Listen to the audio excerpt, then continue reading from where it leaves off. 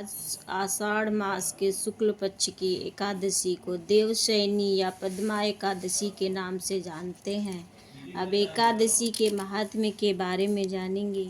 जो पुण्य चंद्र या सूर्य ग्रहण में स्नान या दान से होता है तथा जो पुण्य अन्न दान, जल दान, स्वर्ण दान, भूमि दान, गौ दान, कन्यादान तथा अश्वमेधादि यज्ञ करने से होता है, जो पुण्य तीर्थ यात्रा तथा कठिन तपस्या करने से होता है, उससे अधिक पुण्य एकादशी व्रत रखने से होता है। एकादशी व्रत रखने से शरीर स्वस्थ रहता है। तो जय श्री कृष्णा, राधे राधे। देवशयनी एकादशी की कथा। भगवान कृष्ण बोले, हे धर्मात्माओं में श्रेष्ठ युधिष्ठिर, आषाढ़ मास की एकादशी का नाम देवशयनी है। ब्रह्मा जी ने नारद से कहा था कि आज के दिन भगवान विष्णु को शयन कराया जाता है और कार्तिक शुक्ला एकादशी को जागते हैं। चतुर्मास का व्रत इस एकादशी से प्रारंभ होता है। जो मनुष्य ब्रह्मचर्य का पालन कर चातुर्मास का पालन करते हैं वो विष्णु भगवान को प्रिय हैं। शिवलोक में उसकी पूजा होती है। सर्व देवता उसे नमस्कार करते हैं।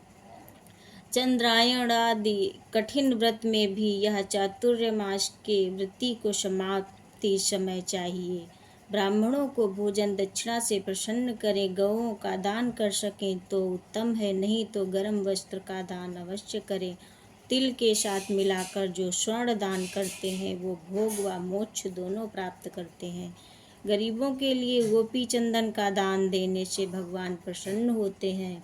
हल्दी के दान से गौरी शंकर को प्रसन्नता होती है और चांदी के पात्र में धरकर हल्दी का दान देना वामन भगवान की प्रसन्नता के लिए है। ब्राह्मणों को दही भात का भोग लगाना चाहिए। चातुर्मास व्रत में जो एक बार भोजन करते हैं वो स्वर्ग को जाते हैं। इस व्रत में जौ तथा चावल इत्यादि जो अभ्यागतों को खिलाते हैं वो स्वर्ग को जाते हैं। अब पद्मा एकादशी के महात्म्य की एक पौराणिक कथा कहता हूँ। सूर्यवंश में मानधाता राजा प्रसिद्ध सत्यवादी अयोध्यापुरी में राज करता था। एक समय उसके राज्य में अकाल पड़ गया। प्रजा दुखी होकर भूख से मरने लगी। हवनादि शुभ कर्म बंद हो गए। राजा को कष्ट हुआ। इसी चिंता में वन को चल पड़ा। अंगिरा ऋषि के आश्रम में जाकर कहने लगा, हे सप्त ऋषियों में श्रेष्ठ अंगिरा जी, मैं आपकी शरण हूँ। मेरे राज्य में अकाल पड़ गया है। प्रजा कहती है कि राजा के पापों से प्रजा को दुख मिलता है और मैंने अपने जीवन में किसी प्रकार का कोई पाप नहीं किया है। आप दिव्य दृष्टि से देखकर कहो कि अकाल पड़ने का क्या कारण है। अंगिरा मुनि बोले, सतयुग में ब्राह्मणों का वेद पढ़ना और तपस्या करना धर्म है, परंतु आपके राज्य में आजकल एक शूद्र तपस्या कर रहा है। शूद्र को मारने से दोष दूर हो जाएगा, प्रजा सुख पाएगी। मानधाता बोले, मैं उस निरपराध तपस्या करने वाले शूद्र को न मारूंगा। आप इस कष्ट से छूटने का कोई और सुगम उपाय बताइए।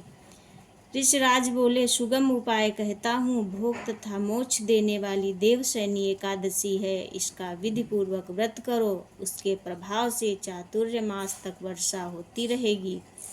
इस एकादशी का व्रत सिद्धियों का देने वाला तथा उपद्रवों को शांत करने वाला है।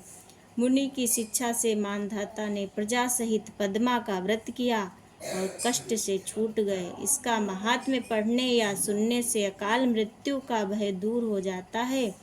आज के दिन तुलसी का बीज पृथ्वी या गमले पर बोया जाए तो महान पुण्य होता है। तुलसी की छुई हुई पवन से भी यमदूत भय पाते हैं।